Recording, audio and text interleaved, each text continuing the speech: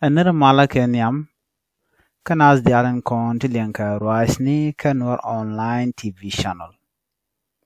Biakamal Kanur online TV.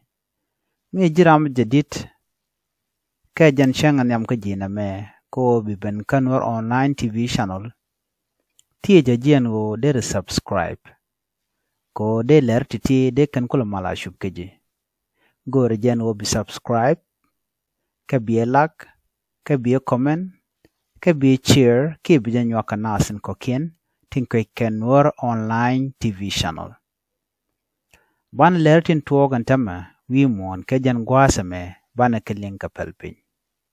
Shuja peru janu. Win mon charoda ger. Anu ba lere ba kaling anishang. Ajan gwas dan bien leri. Bien kalingtin and gwasame. Katung na nas. Wana ka lere dan and lerode and wale. Wanatin. Yang rajan shalat to god and kwang dos ka jode. Shalat no kirma yadit. Jen melade re which kaso Sudan a shiang michro de lut ko jen January shakana ki cha shiang mishigwa cha janyo. Tana jalinke la mandana shalat god and kwang dot. Karatul bakir minane kon ka kwi kwara benwara nang me kon wa yora ka kwai chede ka ne chinwara kan ko me kam kon raren we dan tede jala chune wa yor ma dang ko